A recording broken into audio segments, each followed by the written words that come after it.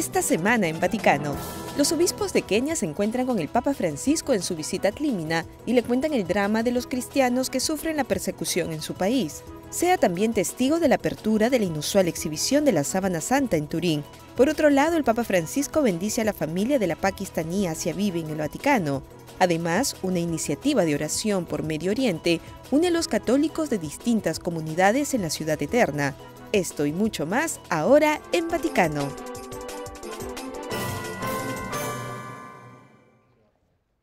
Los obispos de la nación africana de Kenia estuvieron en Roma por una semana visitando los dicasterios vaticanos y sostuvieron un encuentro con el Papa Francisco. Esto fue como parte de su visita periódica llamada Ad Limina, en la que rezan ante las tumbas de los santos Pedro y Pablo.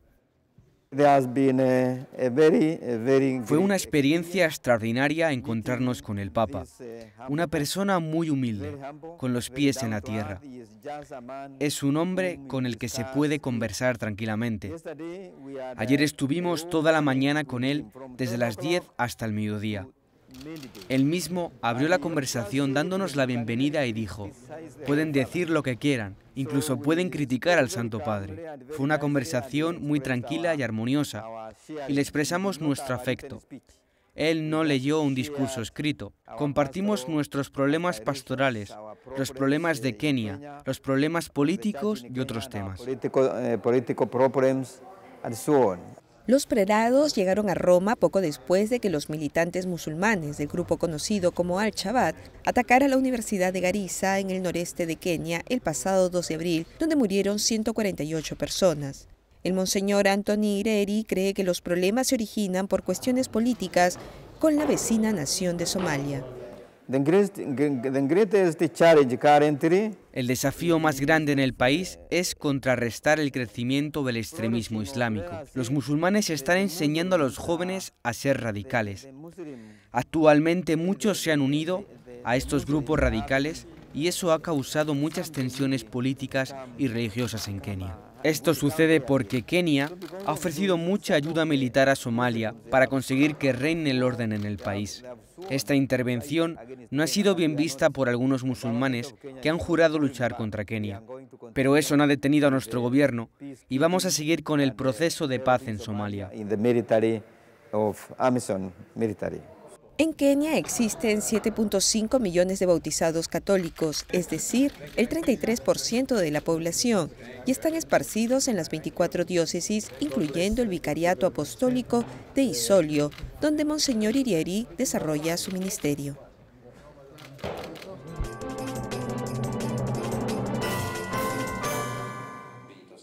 Sacerdotes, religiosos y laicos se reunieron en Roma para un curso sobre exorcismo, donde se habló del problema de las tentaciones del demonio en la sociedad, que es cada vez más real que nunca. Es un curso para formadores que dura toda una semana. Está inspirado por los mismos sacerdotes. Los que están involucrados con el Instituto Sacerdos pidieron hace unos años un curso que tratase estos temas, el exorcismo y la oración de liberación. La razón fue probablemente que en este tiempo había poca formación en los seminarios y universidades sobre un tema tan específico. Cualquier sacerdote puede tomar parte teniendo la aprobación de su obispo, y también laicos siempre bajo la aprobación de sus obispos. Los laicos también pueden participar, ya que hay laicos que acompañan a los exorcistas durante los exorcismos y ellos también necesitan tener una razón pastoral seria para poder ayudarles. Durante el curso se trató de muchos temas, entre ellos las prácticas alternativas y médicas como el yoga y el reiki. El yoga es simple gimnasia.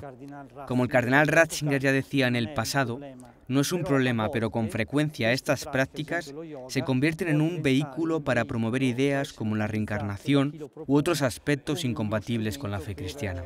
Uno tiene que estar atento. El Reiki, por ejemplo, es una práctica que también la Conferencia de Obispos de Estados Unidos ha declarado incompatible con la fe católica, y ha prohibido que las estructuras católicas las promuevan, ya que se encuentra en el ámbito de la superstición. El tema central fue sobre las posesiones y cómo lidiar con ellas. Los sacerdotes tienen que aprender cómo reaccionar ante esto y fortalecerse en la fe. El primer exorcismo en el que uno participa y en el que puede ver la manifestación del demonio ciertamente asusta, si uno no es superficial.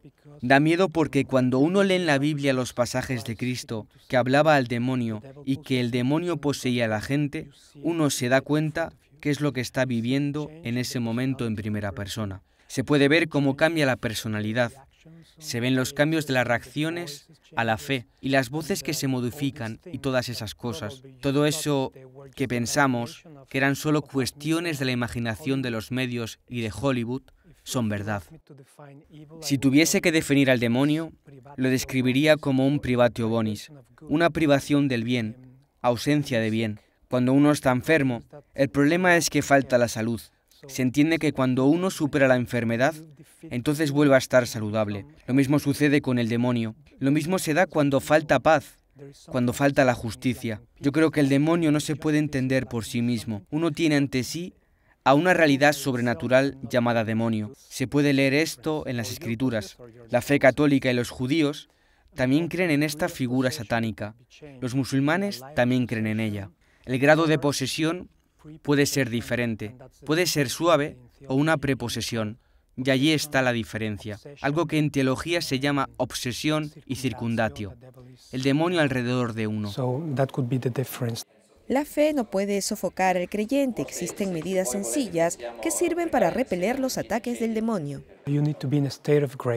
Necesitas estar en estado de gracia. Una persona tiene que vivir su vida cristiana normalmente, por lo que hay que ir a misa el domingo, rezar todos los días, y si uno comete un pecado mortal, hay que confesarse. Cuando se es invitado a ciertos ritos, uno no debe ir, y si la novia lo invita a uno a una lectura de cartas, pues no vayas. Hay que estar alejado de las ocasiones en las que el demonio puede actuar. Uno de los objetivos primarios del curso es ayudar a los sacerdotes y laicos a distinguir entre una posesión demoníaca y de las diversas condiciones médicas y psicológicas.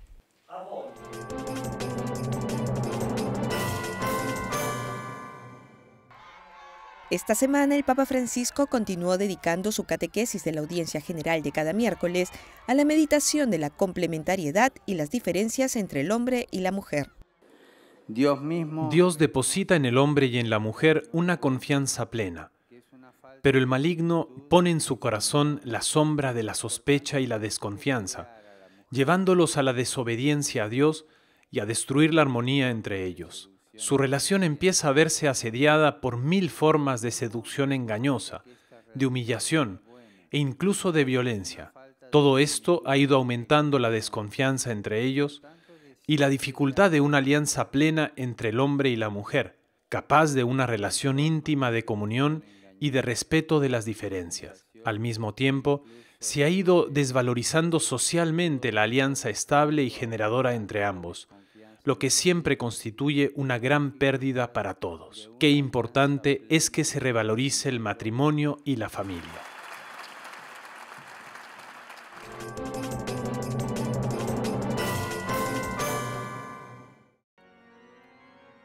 El tema de la misericordia ha estado desde el principio en el centro del mensaje del Papa y ahora ha convocado a un año santo extraordinario de la misericordia.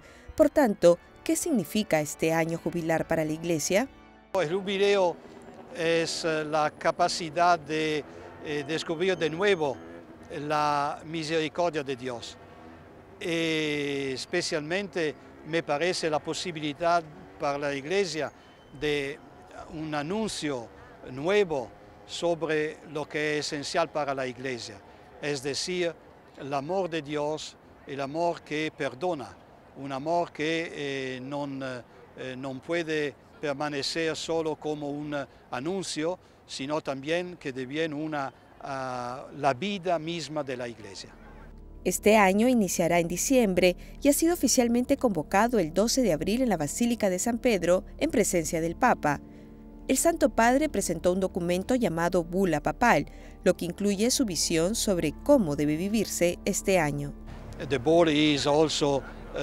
La bula es un documento en el que se percibe la intención del Papa Francisco y donde se pueden encontrar iniciativas concretas para realizar durante el jubileo. Pero creo que es especialmente una reflexión hecha por el Santo Padre, en la que toda la Iglesia debe participar. En todas las situaciones en las que estamos trabajando en nuestra labor pastoral, creo especialmente que se debe hacer en la diócesis, en las parroquias, en la televisión. Pienso en los movimientos y en las asociaciones. Toda la Iglesia está comprometida en la reflexión de la misericordia, porque creo que el jubileo también debe ser un cambio de mentalidad al interno de la misma Iglesia.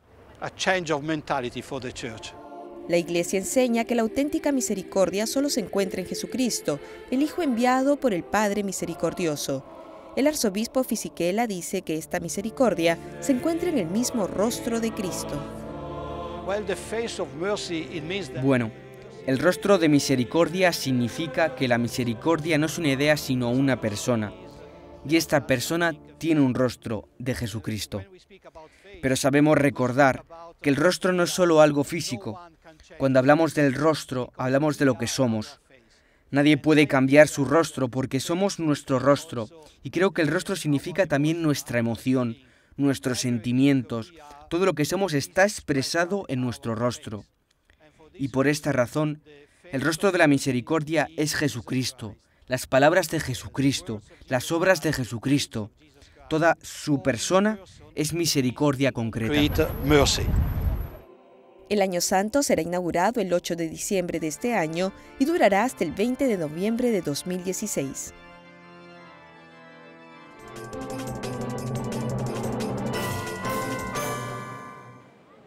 El Papa Francisco ha bendecido a la familia de la mujer pakistaní Asia Bibi, sentenciada a muerte por blasfemia, y su familia trabaja incansablemente buscando su liberación. Masih, el esposo de Asia Bibi, y su hija de 14 años, Isham, se encontraron brevemente con el Papa Francisco luego de una audiencia general de los miércoles. Queremos asegurarnos de que todas las personas del mundo occidental sepan lo que están sucediendo a los cristianos en los países donde los terroristas de Boko Haram y del ISIS los están matando. Asia Bibi fue condenada a muerte por violar la estricta ley de blasfemia de Pakistán en 2010, acusada por beber agua de un balde propiedad de unas mujeres musulmanas. Actualmente está en prisión esperando su ejecución. Bienvenidos nuevamente, esto es Vaticano.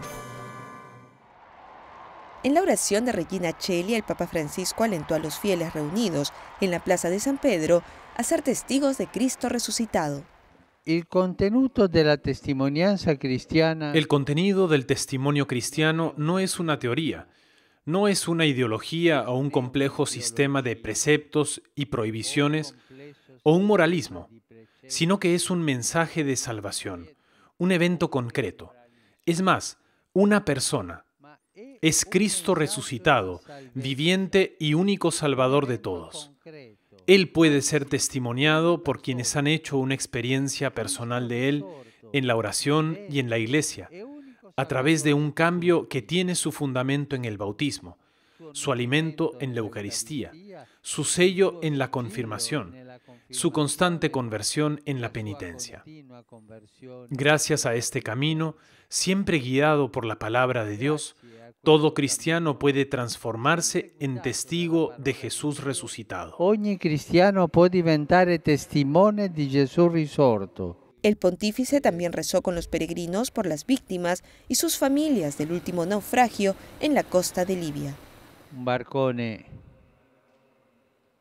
Una embarcación con migrantes naufragó anoche a unos 100 kilómetros de la costa de Libia y se teme que haya cientos de víctimas. Expreso mi más profundo dolor ante tal tragedia y aseguro a los que están perdidos y a sus familias mi recuerdo en la oración. Hago un sentido llamado a la comunidad internacional para que intervenga decisivamente y pronto para prevenir que estas tragedias vuelvan a ocurrir.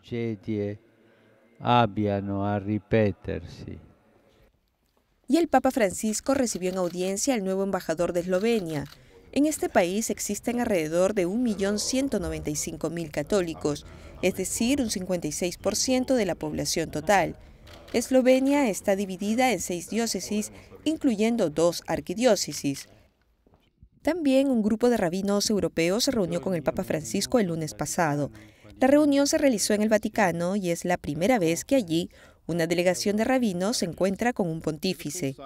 La delegación estuvo liderada por el rabino Pinchas Goldschmidt, presidente de la Conferencia de Rabinos Europeos. El Santo Padre, junto con los rabinos, debatieron una serie de temas, incluyendo el ambiente actual en el que viven los judíos en Europa. Por otro lado, la comunidad judía alrededor del mundo está de duelo por la muerte de Rabino Eliotov, que murió en Roma a los 99 años. El 30 de abril iba a cumplir 100 años.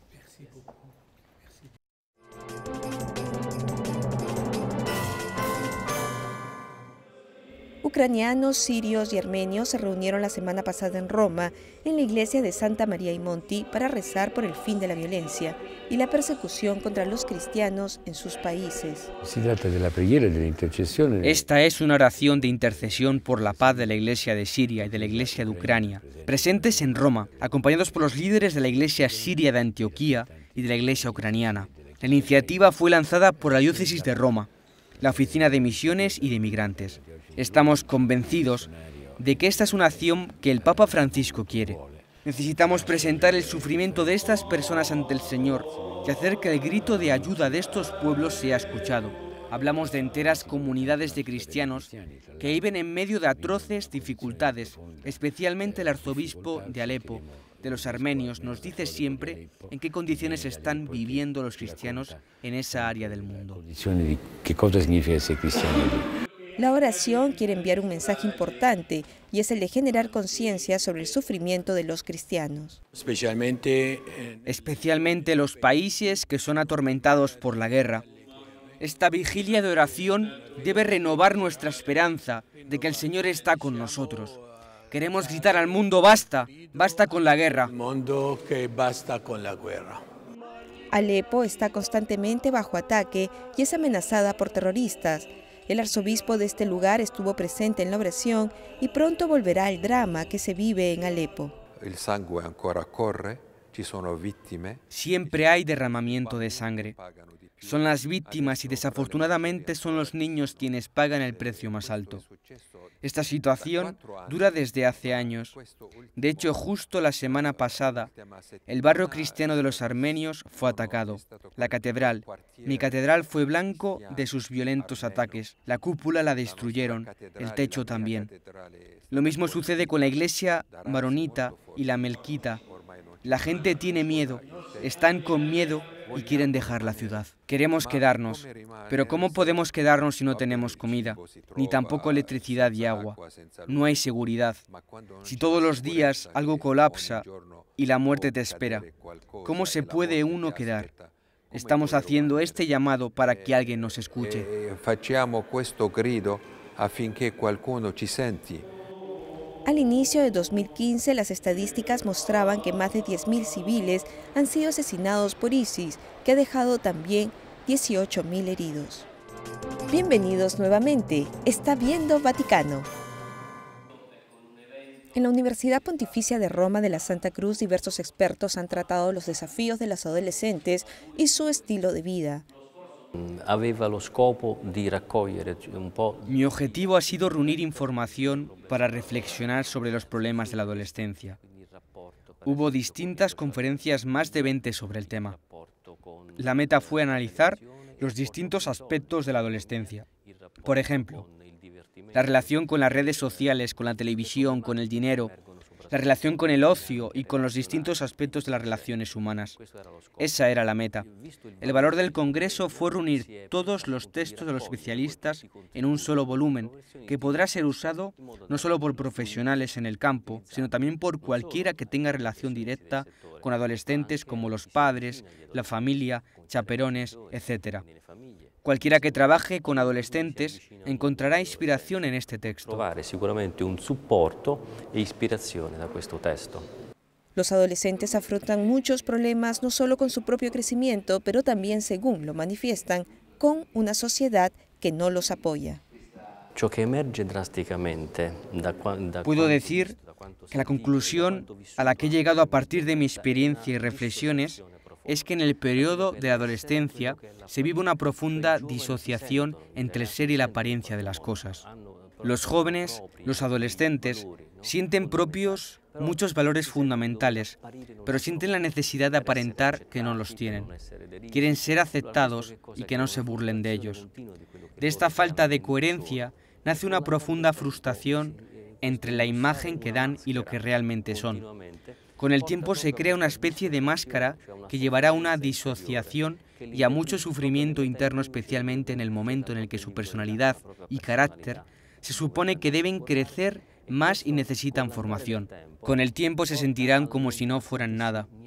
No aceptamos lo que pueden llevar a que se hagan daño a sí mismos. El libro que están presentando trata de educar a los que trabajan con jóvenes y enfatiza el rol especial de la Iglesia en la formación de las nuevas generaciones. Los jóvenes de hoy han cambiado porque exigen mucho más a los adultos de hoy. Los mayores no saben cómo responder y con frecuencia juzgan y resaltan los aspectos negativos. Esa es exactamente la respuesta que no necesitan, la condena. La Iglesia, con su historia y su doctrina, tiene la obligación de acompañarlos en su desarrollo. Por ejemplo, los jóvenes reaccionan positivamente a iniciativas solidarias siempre que se sientan apreciados.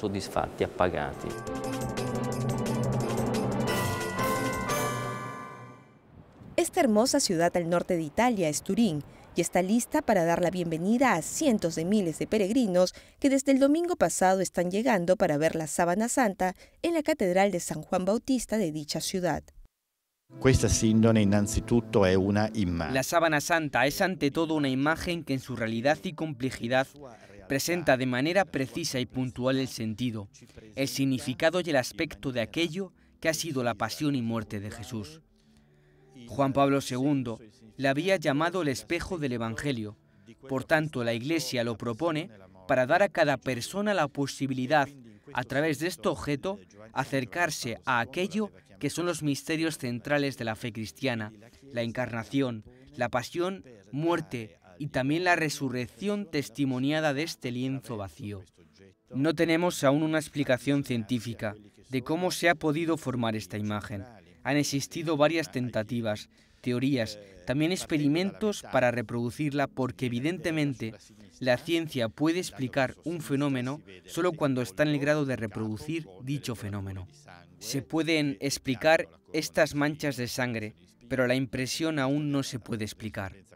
El que viene a ver el manto, empezando desde el medio de izquierda a izquierda, ve el rostro, la frente con los puntos de sangre de la corona de espinas según corresponde al Evangelio, luego un rostro, sigue el recorrido, está el tórax, los brazos cruzados, de la altura del pulso se ven los signos de un clavo, un hueco que pudo ser provocado por un clavo desde una línea de sangre.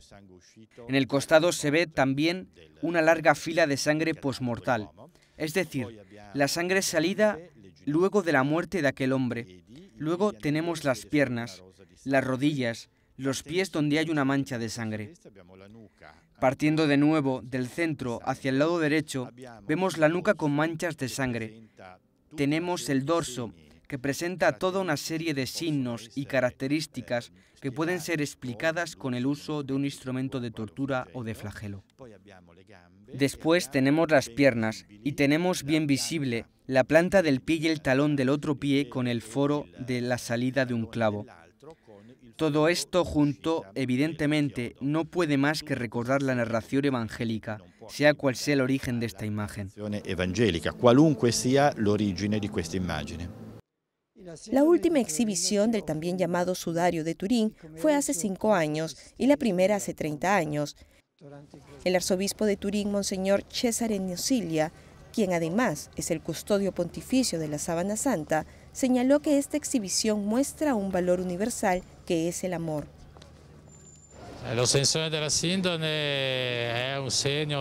exposición de la Sábana Santa es un gran signo de esperanza, de paz y de comunión que envuelve a toda la humanidad, porque el amor más grande que se manifiesta en la pasión y muerte de Jesucristo es un valor universal.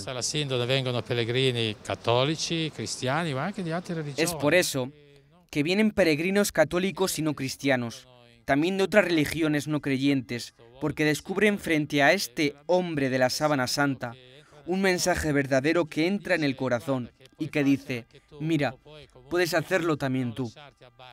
Por tanto, no te dejes vencer de las situaciones difíciles y más bien vence con ese signo de amor que en el manto te ofrece con la imagen del Evangelio del Señor.